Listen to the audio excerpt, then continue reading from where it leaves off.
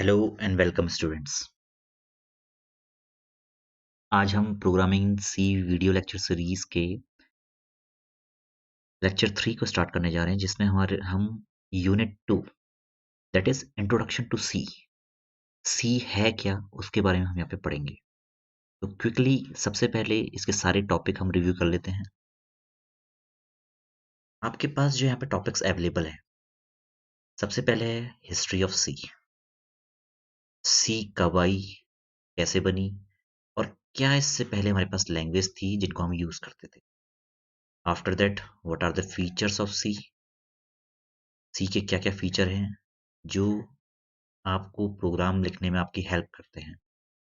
Then कैसे एक C program हम लिखते हैं और क्या उसका स्ट्रक्चर होता है, तो हम यहाँ पे देखेंगे। After that diagrammatic representation of program execution process, कैसे एक प्रोग्राम हम लिखने के बाद उसको एग्जीक्यूट करते हैं। जैसे हमने कोई प्रोग्राम लिखा है यहाँ पे, तो कैसे उसका execution means how it compile and how it runs. तो ये दो चीजें हम बहुत करीब से देखेंगे। ठीक है। After that what is compiler, what is interpreter, how the linking is done in program, in C program, and how it runs. तो बहुत बेसिक चीजें हैं, बहुत सिंपल आपका ये लेक्चर है। आप बस इस जो मैं वीडियो बना रहा हूँ इसको आप देखते रहिए। आपको एज इट इज सी के बारे में एक होल सोल नटशेल में आपको इंफॉर्मेशन मिल जाएगी। सी लैंग्वेज होती क्या है, क्या इसकी हिस्ट्री थी, कैसे ये बनी, क्या इसके फीचर्स हैं, स्ट्रक्चर क्या है, ये कैसे एग्जीक्यूट होता है, and what is compiler, what is interpreter. बहुत बेसिक सी चीज है, बहुत ज़्यादा टफ नहीं है। बहुत कूल होकर इस लेक्चर को देखिए आप। So let's first start with the first topic that is history of C. तो अगर हम सी की बात करें, सी लैंग्वेज डेवलप हुई थी 1972 में। ठीक है। 1972 में डेनिस रिची ने इसको इजाद किया था, और ये जो लेबोरेटरी थी इसको हम बोलते हैं बेल्स लेबोरेटरी। एटी एक कंपनी है जिसका फुल फॉर्म है अमेरिकन टेलीफोन एंड टेलीग्राफ, जो कि यूएसए में लोकेटेड है। उनकी एक लेबोरेटरी है बेल्स लेबोरेटरी। वहां पे 1972 में डेनिस रिची ने इस लैंग्वेज को इजाद किया। इन्हीं को हम सी लैंग्वेज का फाउंडर भी बोलते हैं, ध्यान रखना है। बेसिकली ये प्रोग्रामिंग लैंग्वेज आई क्यों थी, जैसे हमने इससे पहले वाले लेक्चर्स में भी देखा है कि दो टाइप की लैंग्वेजेस आपके पास अवेलेबल होती हैं। एक है आपके पास लो लेवल लैंग्वेज और दूसरी है high level language. High level language, तो लो लेवल लैंग्वेज में जो प्रॉब्लम्स थी उसको ओवरकम करने के लिए आपके पास यहाँ पे हाई लेवल लैंग्वेज अवेलेबल होती है। इन बिटवीन जो लैंग्वेजेस आई थी उनको हम बोलते हैं मिड लेवल लैंग्वेज। तो सी को हम कोई कोई जो हमारे प्रोग्रामर्स हैं या प्रोग्रामिंग वर्ड में कहीं कहीं पे इसे मिड लेवल लैंग्वेज बोला जाता है और कहीं पे इसे high level language. But basically C जो लैंग्वेज है वो इन तीनों capabilities, low level language, mid level language and high level language, तीनों की कैपेबिलिटीज, तीनों की अप्रोच को फुलफिल करती है। ये आपके बेसिकली मशीन से इंटरेक्शन करने में आपकी हेल्प करती है। आपको अगर डायरेक्टली मशीन से इंटरेक्शन करना है तो ये बहुत एक हेल्पफुल लैंग्वेज है, राइट। आफ्टर दैट अगर आपको लो लेवल लैंग्वेज की कैपेबिलिटी को यूज करते हुए कोई प्रोग्राम बनाना है, वो भी सी यहाँ पे करती है। तो आपकी एक तो ये एब्स्ट्रैक्शन लेवल प्रोवाइड कराती है, प्लस लो लेवल लैंग्वेज के भी फीचर यहाँ पे यूज करते हुए आपको प्रोग्रामिंग प्रोवाइड करती है। और हाई लेवल के अकॉर्डिंग यहाँ पे ये एक प्रोसीजर लैंग्वेज है, प्लस ये आपको ह्यूमन रीडेबल फॉर्म में लैंग्वेज लिखने मीन्स ह्यूमन रीडेबल फॉर्म में आपको प्रोग्राम लिखने की आज़ादी देती है। बहुत सिंपल सी चीज है। जब हम जब हमने लो लेवल लैंग्वेज, जैसे कि अगर बात करें बी एक लैंग्वेज थी, ऐसे ही एक बीसीपीएल लैंग्वेज थी, तो इन लैंग्वेज को हम यूज करते थे। वहां पे प्रॉब्लम क्या आती थी, ये लैंग्वेज सीधे मशीन से इंटरेक्शन करती थी। मशीन यहाँ पे हमारा कंप्यूटर है, इससे इंटरेक्शन करती थी। तो जब हम लैंग्वेज लिखते थे वो इन द फॉर्म ऑफ बाइनरी लिखते थे। इस लैंग्वेज को लिखने में जो प्रोग्रामर्स होते थे उनको बहुत ज़्यादा चैलेंजेस आते थे, बहुत ज़्यादा प्रॉब्लम्स होती थी। ठीक है। मीन्स उनको बहुत ज़्यादा टेक्निकल बनना पड़ता था यहाँ पे। अगर आप देखेंगे तो इस लैंग्वेज में अगर आपको कुछ लिखना है तो यहाँ पे बहुत ज़्यादा आपको टेक्निकल, एक साउंड टेक्निकल नॉलेज चाहिए, ठीक है। और वो बेसिकली आपके, अगर आपने बी लैंग्वेज में कुछ लिखा हुआ है तो वो अदर प्रोग्रामर्स उसको बहुत इजीली समझ नहीं पाएंगे। मीन्स ये अपने आप में एक टफ नट टू क्रैक है। मीन्स इस लैंग्वेज को क्रैक करना ही अपने आप में एक बहुत बड़ा चैलेंज होता था। तो आजकल आप देखेंगे प्रोग्रामर अगर सी जानता है तो वो जावा भी इजी से लर्न कर सकता है इजीली। सिमिलरली पाइथन, पाइथन भी इजीली लर्न कर सकते हैं। पीएचपी, अगर आपको एक प्रोग्रामिंग लैंग्वेज आती तो आप बाकी सभी प्रोग्रामिंग लैंग्वेज बहुत इजीली लर्न कर सकते हैं। पीएचपी है, जावा स्क्रिप्ट है। तो यहाँ पे ये फायदा है। मीन्स ये जो जितनी भी लैंग्वेज है वो सब इंग्लिश, मीन्स ह्यूमन लैंग्वेजेस में लिखी हुई हैं, जिसको ह्यूमन इजीली अंडरस्टैंड कर लेता है। तो इसी कारण आपका क्या हुआ, low shift from low level language to high level language, और उसी के बीच में आपकी ये सी लैंग्वेज आई। तो जो पुरानी लैंग्वेज थी उनकी प्रॉब्लम्स को ओवरकम करने के लिए, जैसे पुरानी लैंग्वेज में बात करूँ, लैंग्वेज बी है, लैंग्वेज बीसीपीएल है, इसके अलावा भी बहुत सारी लैंग्वेज है। अभी हम उनको वन बाय वन देखेंगे। तो उनकी उनमें जो प्रॉब्लम्स आती थी, means very hard to learn. अगर दूसरी बात करें उनके प्रोसेसर, वो प्रोसेसर स्पेसिफिक होती थी, मीन्स पोर्टेबल नहीं होती थी, वो पोर्टेबल नहीं होती थी, ठीक है। तो पोर्टेबल नहीं है तो आपको मशीन के हिसाब से ही कोड लिखना पड़ेगा, तो बहुत बड़ा चैलेंज था। तो सी ने उसको ओवरकम किया। C language initially Unix operating system को टारगेट करके बनाई गई थी। यूनिक्स मींस एक ओपन सोर्स आपका ऑपरेटिंग सिस्टम सॉफ्टवेयर है, जिसके ऊपर आप Linux, different Linux operating system available है। तो यूनिक्स की हेल्प से ही आपके different Linux operating system, like इसके एग्जांपल आप देखें तो आपके पास रेड हैट,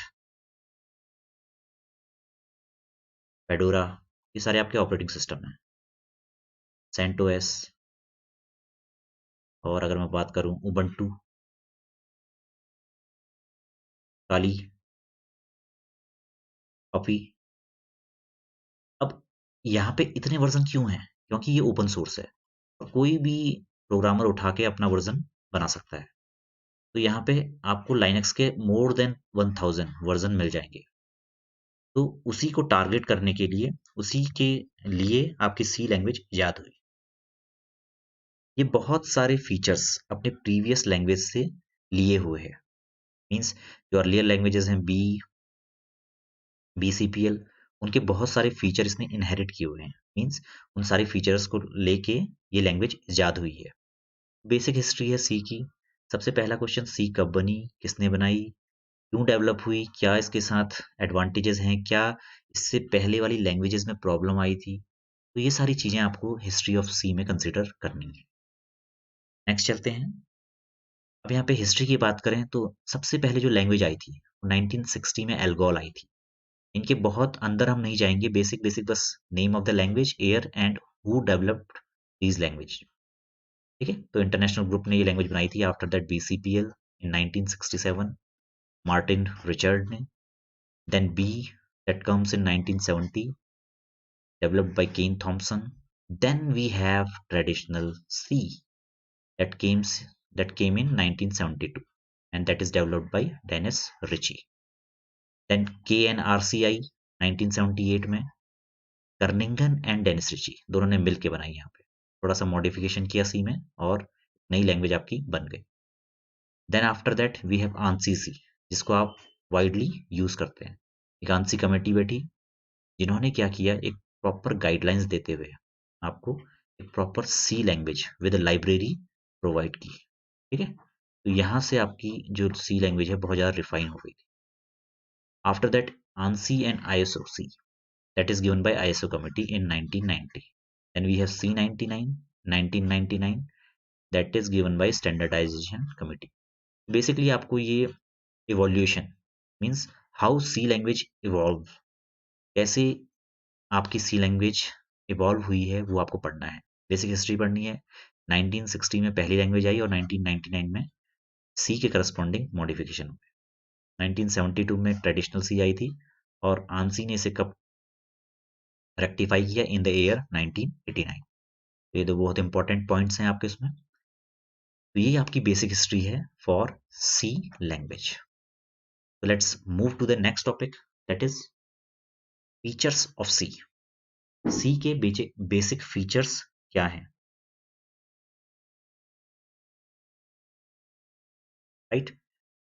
तो पहली चीज अगर हम देखें यहाँ पे, तो the first thing is C is a procedural language. Procedure means it follow a procedure. Like if we have a program in which we have 3 or 4 points, then it follow a proper procedure. Procedure का मतलब यहाँ पे पहले आपका instruction 1 execute होगा, after that instruction 2, after that instruction 3, after that instruction 4। आप ऐसा नहीं कर सकते आप डायरेक्टली इंस्ट्रक्शन 4 को आप एग्जीक्यूट कर रहे हैं, आपको एक प्रॉपर यहाँ पे प्रोसीजर फॉलो करना पड़ेगा।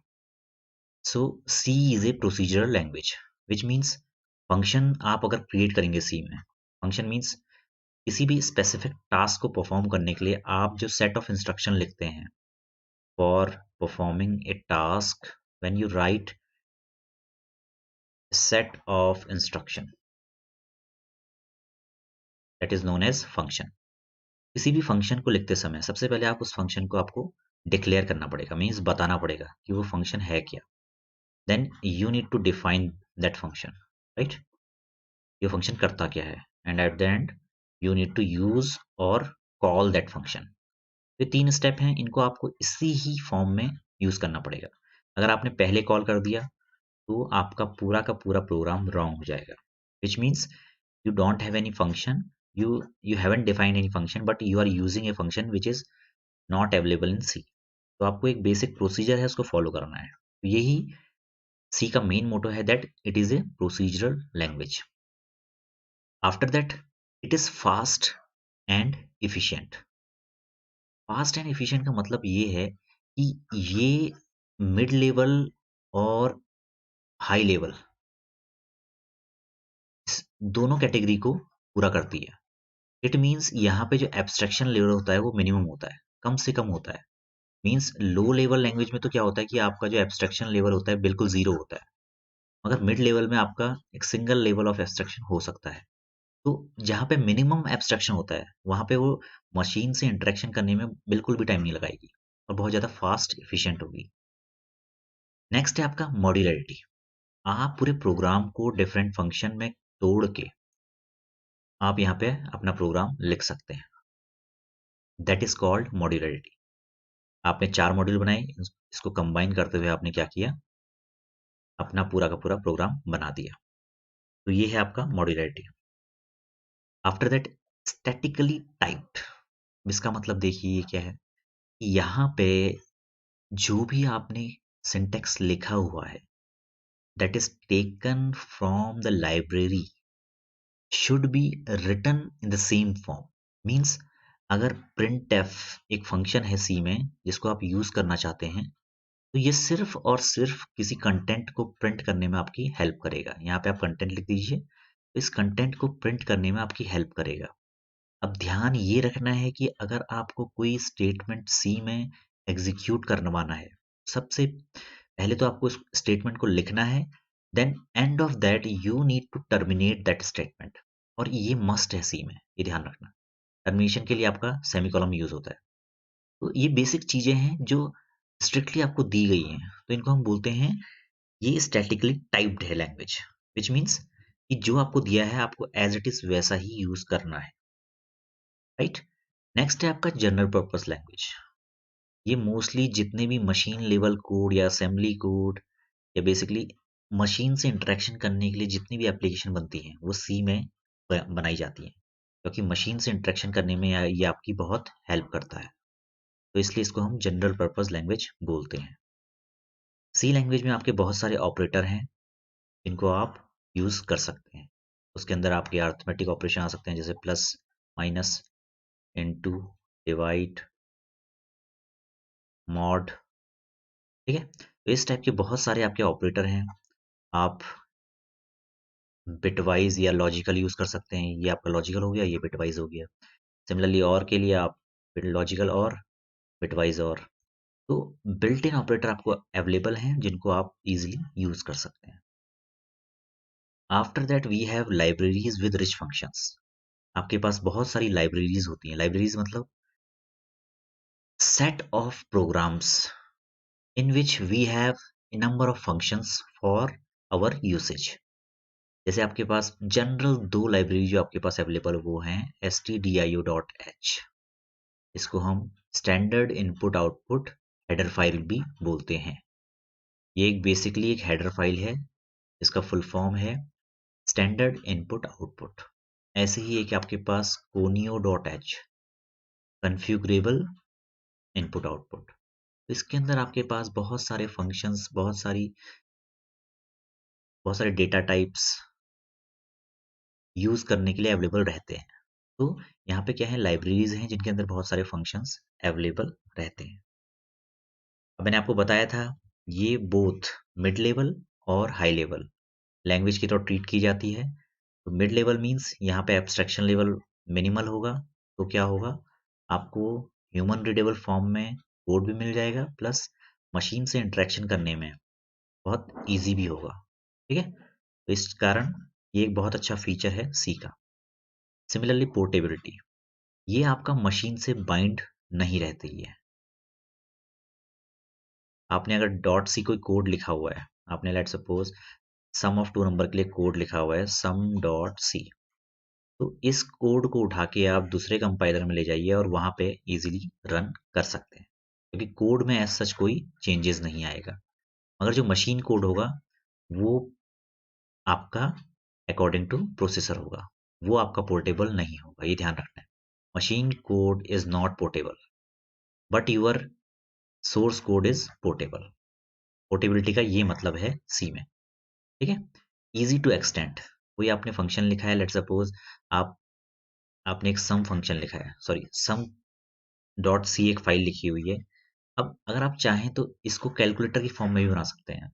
आपने सम का कोड लिखा हुआ है, उसमें आप सब्ट्रैक्शन का कोड भी लिख दीजिए, मल्टीप्लिकेशन का कोड भी लिख दीजिए, डिवीजन का कोड भी लिख दीजिए, रिमाइंडर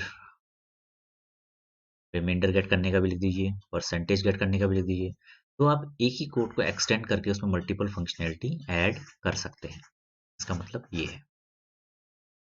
ठीक है, तो बेसिक आपके जितने भी फीचर्स यहाँ पे हैं वो मैंने आपको बता दिए हैं, समझा दिए हैं। एक बार in the form of definition भी आपको मैं दिखा देता हूँ। बहुत बेसिक चीज है, बहुत ज़्यादा टफ नहीं है। Means procedural means there are step by step predefined instruction, right. Simple है। Fast and efficient means it is statically typed. आपका कोड ऑलरेडी लिखा हुआ है, आपकी लाइब्रेरीज हैं, आप उनको यूज करके अपना प्रोग्राम लिख सकते हो और बहुत जल्दी और बहुत फास्ट वो चलेगा। दूसरा, फास्ट एंड एफिशिएंट का मतलब यहाँ पे एब्स्ट्रैक्शन लेवल कम होता है, तो मशीन से इंटरेक्शन करने में सी लैंग्वेज आपको हेल्प प्रोवाइड करता है, which means your code will be faster and much efficient than other languages. Modularity means we can break our program into different functions, and after combining all these functions we have a proper program। तो आप functions की form में यहाँ पे अपने programme को लिख सकते हैं। लेट सपोज आपने सम के लिए एक फंक्शन लिखा, सब्ट्रैक्शन के लिए एक फंक्शन लिखा, इन दोनों को कंबाइन करके आप एक सी फाइल बना सकते हैं जिसमें आप बेसिक अर्थमेटिक ऑपरेटर का कोड लिख सकते हैं, राइट। तो ये आपका है modularity. Statically typed means we have fixed set of variable, fixed set of keyword in C. उनको आपको एज इट इज यूज करना है, राइट। और स्टैटिकली टाइप एक और चीज है कि ये यहाँ पे आपके सिर्फ और सिर्फ कंपाइल टाइम पे चेक होते हैं, विच मीन्स अगर आपने printf यूज किया हुआ है तो सिर्फ कंपाइल होते समय वो इसकी ग्रामर चेक करेगा, रन करते समय यहाँ पे कोई चेकिंग नहीं होगी। तो स्टैटिकली टाइप मीन्स जो आपने लिखा हुआ है बस उसका टाइप चेक होगा कि वो प्रॉपर फॉर्म में है या नहीं, दैट्स इट। रन करते समय वो उसको चेक नहीं करता है। नेक्स्ट है आपका जनरल पर्पस लैंग्वेज, मीन्स ये सारे जो आपके बेसिक पर्पज है उसको पूरा करता है। जैसे आपको फोटो एडिटिंग सॉफ्टवेयर बनाने हैं तो वहां पे भी आप सी लैंग्वेज के थ्रू अपना सॉफ्टवेयर बना सकते हैं। ऑपरेटिंग सिस्टम आपको कोई बनाना है तो मोस्टली ऑपरेटिंग सिस्टम आपके सी पे ही बने हुए हैं, जैसे विंडोज है, लाइनेक्स है, एप्पल में जो आपके आईफोन में जो यूज होता है आईओएस, एंड्रॉयड ऑक्सीजन ओएस, जो आपके आई थिंक कौन है वन नाम से, one plus, sorry, one plus में आपका ऑक्सीजन ओएस यूज होता है। ठीक है, तो ये सारे आपके ओएस हैं। ऐसे ही डीबीज, जो आपके सारे डीबी बने हुए हैं, Postgres SQL, Oracle, my SQL, Microsoft SQL, सारे के सारे आपके सी पे ही बने हुए हैं। यहाँ पे बहुत सारे आपको ऑपरेटर मिल जाते हैं जिसकी हेल्प से आप अपना प्रोग्राम लिख सकते हैं। बहुत सारी लाइब्रेरीज आपको मिल जाती हैं जिनको आप इजीली यूज कर सकते हैं। ये कैपेबिलिटी लिए हुए होता है असेंबली लैंग्वेज की और हाई लेवल लैंग्वेज की, तो इसको हम मिड लेवल लैंग्वेज भी बोलते हैं। पोर्टेबिलिटी मीन्स यहाँ पे आपका सोर्स कोड जो आप डॉट सी फाइल लिखते हैं वो आपकी पोर्टेबल होती है, ये ध्यान रखना। ठीक है, और यहाँ पे इजीली अपने प्रोग्राम को आप एक्सटेंड या बढ़ा सकते हैं। तो बहुत सिंपल सी चीज़ है। फीचर्स हैं आपके, बेसिक फीचर्स हैं, प्रोसीजरल है, फास्ट एंड एफिशिएंट है, मॉड्यूलरिटी है, स्टैटिकली टाइप्ड है, जनरल पर्पस है, बहुत सारे ऑपरेटर्स आपको मिलते हैं, लाइब्रेरीज आपके पास अवेलेबल रहती है, मिडिल लेवल लैंग्वेज है, portable in the form of source code and very easy to extend, आप अपने प्रोग्राम को एक्सटेंड कर सकते हैं। नेक्स्ट जो आपका टॉपिक है वो है basic structure of C program. Basic structure means how you write your first C program. तो देख लेते हैं एक बार। सबसे पहला जो सेगमेंट होता है वो होता है डॉक्यूमेंटेशन। डॉक्यूमेंटेशन का मतलब यहाँ पे ये है कोई भी कमेंट या आपको ये बताना है कि ये प्रोग्राम किस डेट में बना हुआ है, किसने इसको बनाया है, उसका ऑथर, और इस प्रोग्राम का पर्पस क्या है। तो ये सारी चीजें आप अपने डॉक्यूमेंटेशन पार्ट में लिख सकते हैं। ठीक है, ऑप्शनल है, not mandatory, but your programme should have a document section so that it will be helpful for developing an application. अगर कोई एप्लीकेशन उस प्रोग्राम की हेल्प से बनाई जा रही है तो वहां पे आपकी डॉक्यूमेंटेशन प्रोसेस बहुत ज़्यादा हेल्पफुल होगी। Then the second section is link section. यहाँ पे आपकी जितनी भी लाइब्रेरी फाइल्स आप इंक्लूड कर रहे हैं वो आप यहाँ पे करेंगे, right. After that we have definition section. अगर आप प्री प्रोसेसर के थ्रू यहाँ पे कोई डेफिनेशन या कोई आप यहाँ पे फंक्शन डिक्लेयर कर रहे हैं तो वो आप यहाँ पे लिखेंगे। Then you have a global declaration section. यहाँ पे अगर आप कोई ग्लोबल वेरिएबल क्रिएट कर रहे हैं तो उसको आप यहाँ पे लिखेंगे। ठीक है, ग्लोबल वेरिएबल अगर डिक्लेयर कर रहे हैं। After that you have your main function. अब मेन फंक्शन में आपने यहाँ पे क्या लिख सकते हैं, आप या तो आप किसी फंक्शन को कॉल कर सकते हैं या आप अपना सिंपल सेट ऑफ इंस्ट्रक्शन लिख सकते हैं। अगर आपने कोई फंक्शन यहाँ पे कॉल करना है तो उस फंक्शन की डेफिनेशन आप नीचे डिफाइन कर सकते हैं। So this is the way your C program looks like. One by one एक बार देख लेते हैं। डॉक्यूमेंटेशन सेक्शन से आपको पूरा का पूरा ओवरव्यू प्रोग्राम का मिलता है, ये ध्यान रखना है आपको। ठीक है, पूरा का पूरा ओवरव्यू। ठीक है, कि प्रोग्राम में हो क्या रहा है। Then you have header files in your link section, right. It provide instruction to the compiler to link functions from the system library, ये ध्यान रखना है। ये कंपाइलर को एक आदेश देता है कि आप मुझ में से कुछ फंक्शन उठाइए और उनको अपने प्रोग्राम में लिंक कर लीजिए। Then you have definition section. Definition section में क्या है, आपके जितने भी सिंबॉलिक कांस्टेंट होते हैं, जितने भी आप हैश, डिफाइन, मतलब आप कोई मैक्रो लिखते हैं तो वो आपके यहाँ पे क्या है, जितने भी आप मैक्रोज लिखते हैं, अगर आपको कोई कांस्टेंट लिखना है तो आप with the help of define keyword define x as 5, यहाँ पे आप डेफिनेशन सेक्शन में लिख सकते हैं।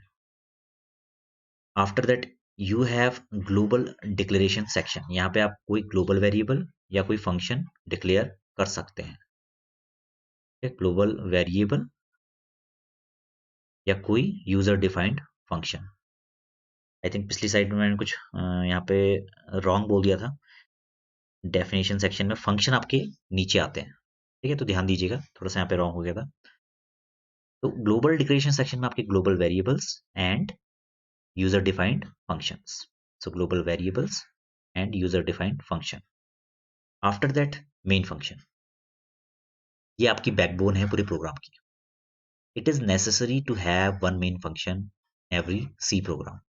आपका जो कंपाइलर होता है, कंपाइलर वो चेक करता है कि आपके प्रोग्राम में एक मेन फंक्शन कंपलसरी होना जरूरी है। जब आप कंपाइल करते हैं तो ये चेकिंग होती है, प्लस एग्जीक्यूशन के टाइम आपका जो प्रोग्राम एग्जीक्यूट होता है वो मेन फंक्शन के अंदर से ही होता है, ठीक है। ये बेसिक प्रोटोकॉल है, नियम है, जिसको आपको समझना है।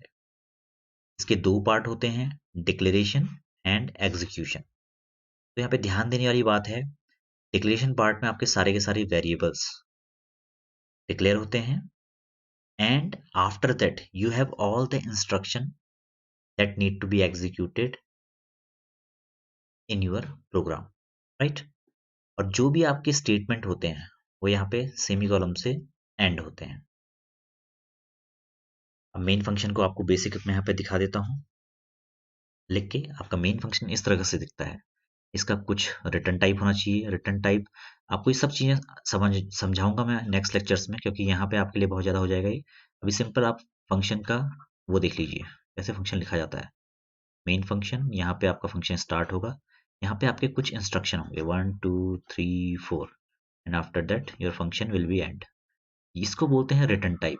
मीन आपका फंक्शन क्या चीज आपको लाके देगा।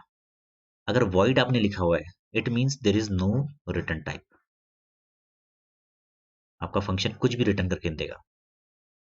ये होता है फंक्शन का नेम, ये होता है फंक्शन का, फंक्शन में आप क्या पैरामीटर पास कर रहे हो। तो अभी यहाँ पे कोई भी पैरामीटर आप पास नहीं कर रहे हैं, तो इसलिए आपने इसको एम्प्टी छोड़ा हुआ है। एंड ये होती है फंक्शन की स्टार्टिंग, करली ब्रेसेस। तो ध्यान देने वाली चीज है। और यहाँ पे आप अपने सारे के सारे वेरिएबल डिक्लेयर करते हैं, फंक्शन कॉल करते हो, and at the end you will close your main function. तो ये बेसिक एक मेन फंक्शन का आपका स्ट्रक्चर है। और बेसिक चीज है मस्ट टू हैव। हर किसी सी प्रोग्राम में आपका मेन फंक्शन होना जरूरी है, ध्यान रखने की बात है, ठीक है। It start at opening braces and end at closing braces, ये ध्यान रखना है। After that you have your sub program section, जिसमें आपके सारे के सारे यूजर डिफाइंड फंक्शंस होते हैं, ठीक है। और सिंपल सी चीज है, आपको अगर कोई अपना खुद का फंक्शन लिखना है, लेट सपोज आपको एक सम फंक्शन लिखना है, तो उसकी डेफिनेशन होनी जरूरी है। तो वो डेफिनेशन आप कहाँ लिखोगे, आफ्टर मेन और before main, wherever you want, ठीक है। तो आप एंड सम, सॉरी, यहाँ पे एंड सम, यहाँ पे दो वेरिएबल पास कर दीजिए। सिंपल सा आपको एग्जांपल दे रहा हूँ, और आप रिटर्न कर दीजिए यहाँ पे a प्लस बी। तो a और b का सम करके आपने रिटर्न कर दिया। यहाँ पे रिटर्न क्यों करवा रहा हूँ, क्योंकि यहाँ पे मैंने एक इंटीजर वैल्यू रिटर्न करवाने को बोली है, इसके मैंने डिक्लेरेशन में लिखा हुआ है। दो वैल्यू आपने पास कराई, उन वैल्यू का सम किया और उसको सम के थ्रू रिटर्न करवा दिया, ठीक है। तो ये आपका एक यूजर डिफाइंड फंक्शन है, और सिंपल चीज है, बहुत इजीली आप समझ सकते हैं। बस अभी आप फोकस रखिए कि सी प्रोग्राम का स्ट्रक्चर क्या होता है। एक मैं यहाँ पे आपको एग्जांपल दिखा रहा हूँ कैसे आप अपने सी प्रोग्राम को लिखेंगे। एक प्रोग्राम मैंने लिखा हुआ है यहाँ पे। अब देखिए, डॉक्यूमेंट सेक्शन आपको अपने प्रोग्राम की पूरी जानकारी दे देगा। मेरी सी फाइल का नाम क्या है, ये आपने लिख दिया। ध्यान रखने वाली बात है कि डॉक्यूमेंट सेक्शन कभी एग्जीक्यूट नहीं होता है, because we have commented. Commented means ये एक्चुअल प्रोग्राम का पार्ट नहीं है, ये मैंने कमेंट कर दिया है। और कमेंट कैसे होते हैं सी में, एक आपको स्लैश लगाना है, स्लैश स्टार स्टार। अगर आपको number of lines comment section में इंक्लूड करनी है तो आपको इस तरीके से करना पड़ेगा, और हर लाइन के आगे स्टार, हर लाइन के आगे स्टार, और एट द एंड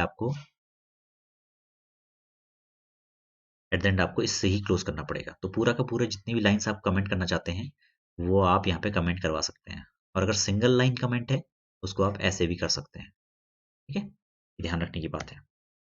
तो यहाँ पे फाइल का नाम क्या है, सर्किल डॉट सी। ऑथर कौन है, डोनाल्ड ट्रम्प जी हैं हमारे, अब चले गए हैं, तो इनको अलविदा करने के लिए हमने सर्कल डॉट सी बनाई हुई है। ठीक है, उसके बाद डेट, किस डेट पे ये प्रोग्राम बना हुआ है, 17 फरवरी 2021। ठीक है, इस डेट पे ये प्रोग्राम बना है और ये प्रोग्राम करता क्या है, to find the area of a circle using radius r. आपके पास एक रेडियस आर है जिसकी हेल्प से आपका किसी सर्कल का एरिया निकलेगा। अब एरिया का सर्कल क्या होता है, सॉरी सर्कल का एरिया क्या होता है, पाई आर स्क्वायर। पाई की वैल्यू होती है 3.14 इंटू आर। ठीक है, इस तरीके से आप अपना सर्किल का एरिया निकाल सकते हैं। तो सबसे पहला सेक्शन है आपका डॉक्यूमेंटेशन। यहाँ पे आपने इसको डॉक्यूमेंट कर दिया कि मेरे प्रोग्राम में ये चीजें हैं। After that you have your link section, जहाँ से आप अपनी सारी लाइब्रेरी फाइल यहाँ पे इंक्लूड करेंगे। Then you have your definition section. आपने यहाँ पे जितने भी मैक्रोज हैं, आपने एक वैल्यू ली, एक वेरिएबल पाई लिया जिसकी वैल्यू आपने सेट कर दी दिस वन, इसको बोलते हैं मैक्रो। ठीक है, सिंपल समझिए, अभी बहुत ज़्यादा डीप डाउन जाने की जरूरत नहीं है।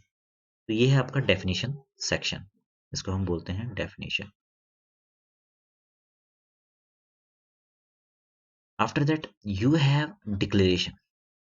अगर कोई ग्लोबल वेरिएबल डिक्लेयर करना है तो वो कर सकते हैं आप, और अगर कोई फंक्शन यहाँ पे डिक्लेयर करना है तो आप उसको डिक्लेयर कर सकते हैं। आपने एक फंक्शन बनाया एरिया जिसमें आपने वैल्यू पास की, फ्लोट वैल्यू, और एट द एंड ये फंक्शन आपको एक फ्लोट वैल्यू रिटर्न भी करेगा। देन आपका मेन फंक्शन यहाँ पे आएगा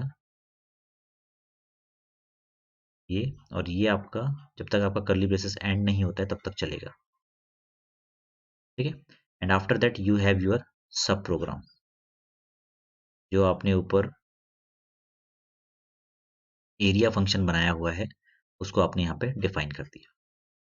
तो देखिए एरिया फंक्शन में आपने क्या किया हुआ है, रिटर्न पाई इंटू आर, जो आपका सर्किल का एरिया है। ठीक है, तो जैसे आप ये कैलकुलेशन करेंगे तो आपका जो एरिया है कैलकुलेट होके रिटर्न हो जाएगा।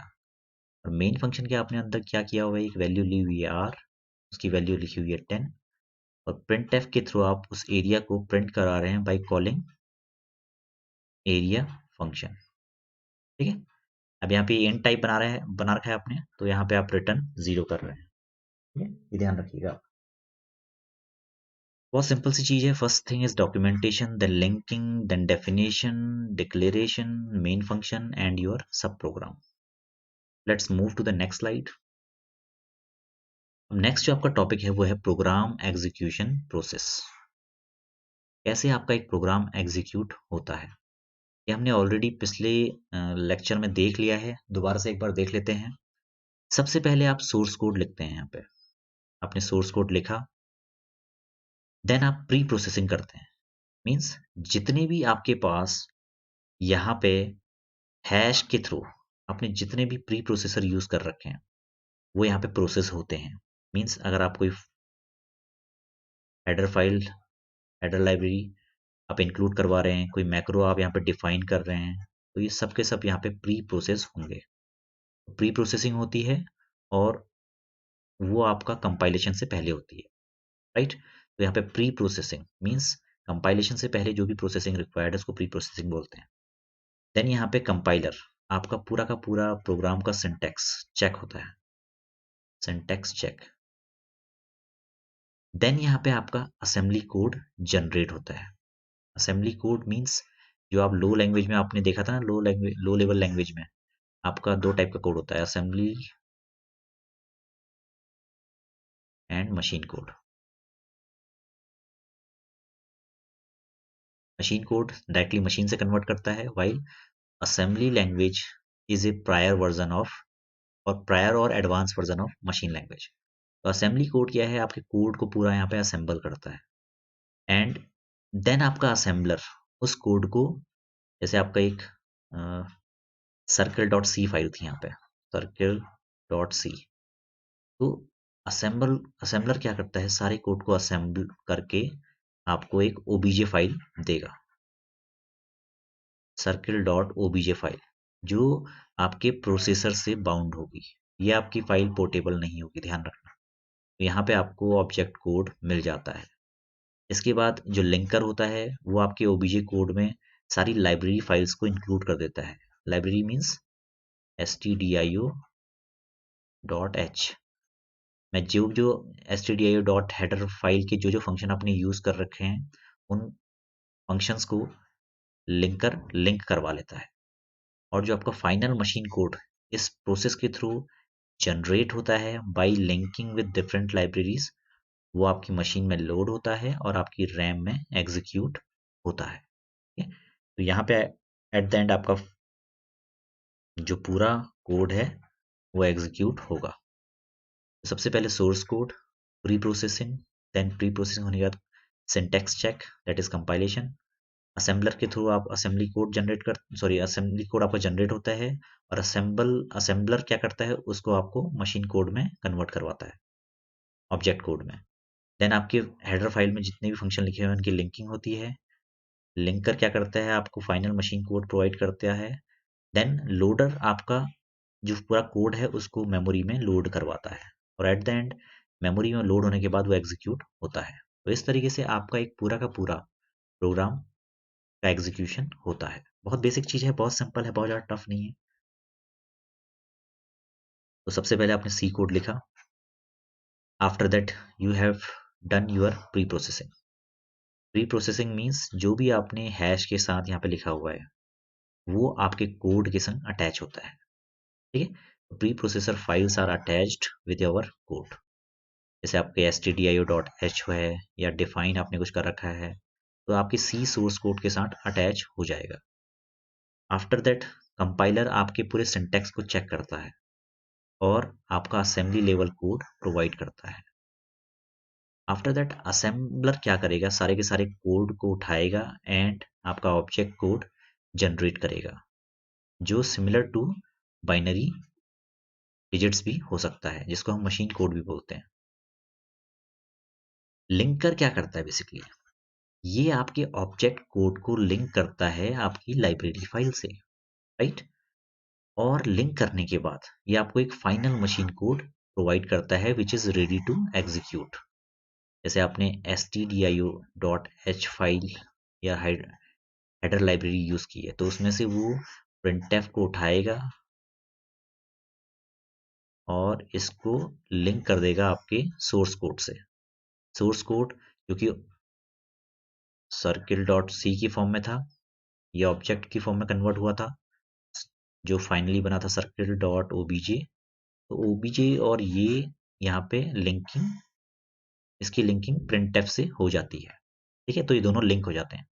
तो लिंकर यही काम करता है, ये आपके जितने भी आप सी के इनबिल्ट फंक्शन है उनको लिंक करने में आपकी हेल्प करता है। आफ्टर दैट लोडर क्या करता है, बेसिकली आपके कोड को रैम में लोड करता है so that your program can execute. तो आफ्टर लोडिंग दैट प्रोग्राम, ये after loading your program into RAM, your program will execute.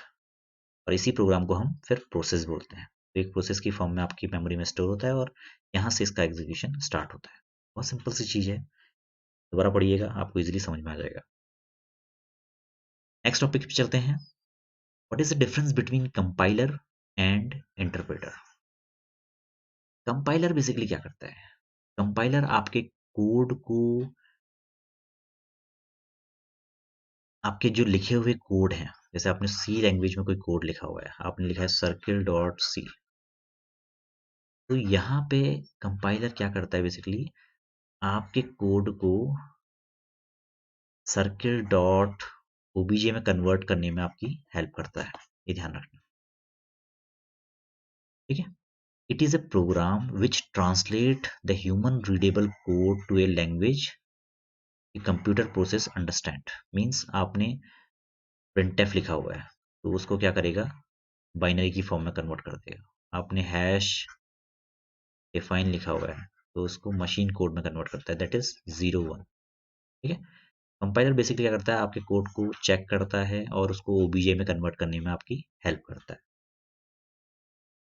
Interpreter भी सेम काम करता है, मगर यहाँ पे ध्यान रखने वाली बात क्या है, देखिए यहाँ पे लिखा हुआ है एक स्टेटमेंट, देखिए both compiler and interpreter do the same job which is converting high level language to machine code.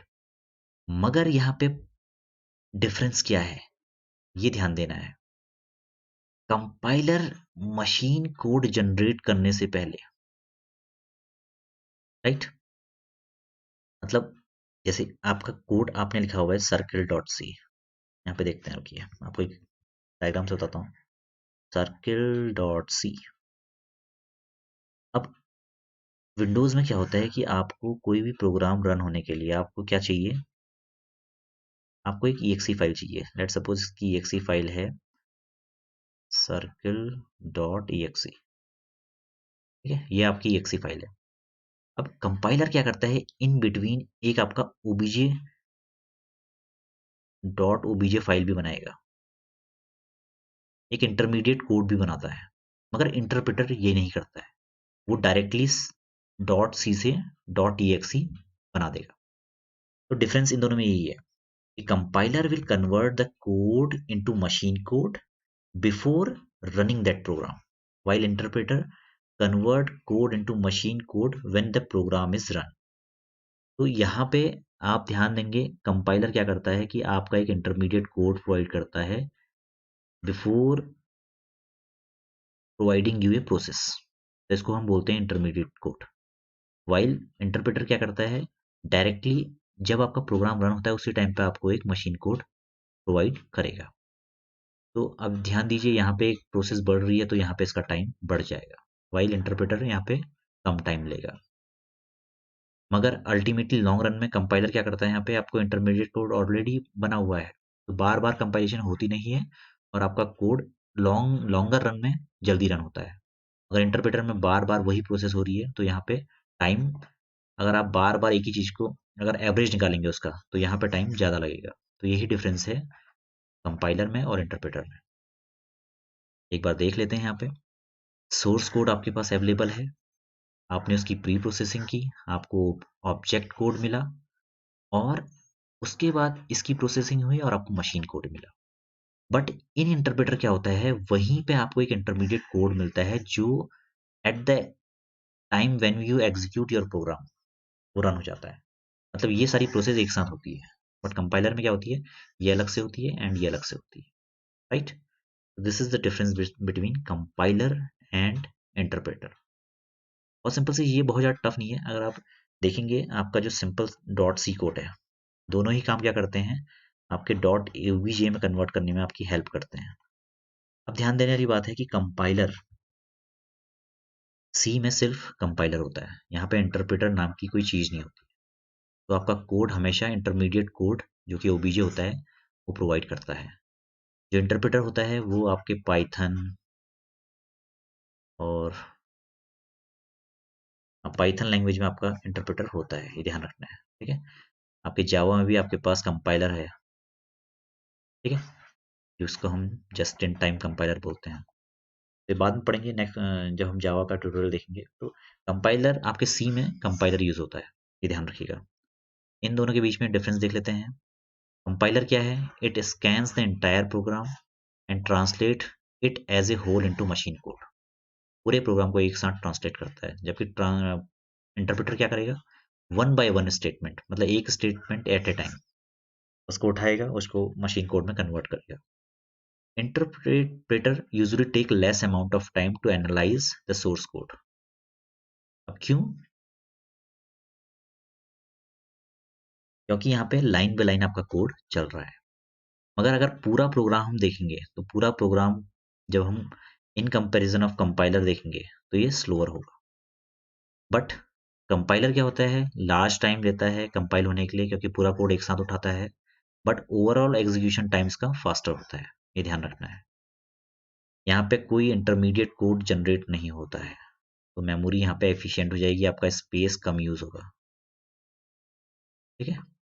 यहाँ पे क्या होता है, इंटरमीडिएट कोड जनरेट होता है, हमेशा जनरेट होता है, तो हमेशा लिंकिंग रिक्वायर्ड होगी और लिंकिंग रिक्वायर्ड होगी तो आपका मेमोरी की रिक्वायरमेंट बढ़ जाएगी। जावा स्क्रिप्ट, पाइथन, रूबी, ये सारे क्या करते हैं, आपके इंटरप्रेटर यूज़ करते हैं। जबकि सी, सी प्लस प्लस, जावा, ये सारे के सारे कंपाइलर यूज़ करते हैं। ये बेसिक डिफरेंस है इंटरप्रेटर और कंपाइलर के बीच में। देखिएगा, इसको पढ़िएगा, और ज़्यादा एक्सप्लोर कीजिएगा, आपको और ज़्यादा हेल्प मिलेगी। और बहुत इजीली, बहुत छोटा सा चैप्टर है, बहुत, मगर बेस आपका यही है। अगर आप इसको जितना ज़्यादा पढ़ेंगे, जितना ज़्यादा इन डेप्थ इसकी नॉलेज लेंगे, आपके लिए बेटर रहेगा। मैंने आपको कुछ पॉइंटर्स यहाँ पे प्रोवाइड किए हुए हैं। बहुत ज़्यादा इन डेप्थ में यहाँ पे नहीं गया हूँ, क्योंकि बहुत ज़्यादा कॉम्प्लेक्स नहीं चीज़ें। अगर आप इजीली पढ़ेंगे, कूल होके इसको दोबारा से देखेंगे, 10 बार देखेंगे, तो आपको इजीली समझ में आ जाएगा। तो यहाँ पे हम अपना यूनिट 2 खत्म करते हैं। Thanks for watching this lecture. Video को लाइक कीजिए, शेयर कीजिए, कमेंट कीजिए। हमारा चैनल है नॉलनेस्ट, टेलीग्राम में अवेलेबल है, तो वहाँ से आप इन सारी यूनिट्स की पीडीएफ भी डाउनलोड कर सकते हैं। मैं वहाँ पे नोट्स अवेलेबल कर दूंगा। प्लस एक ईमेल आईडी है nolnest@gmail.com। कोई भी अगर क्वेरी आपकी होती है तो आप यहाँ पे भी उसे पोस्ट कर सकते हैं। ठीक है, तो आज के लिए इतना ही। Thanks for watching once again and bye.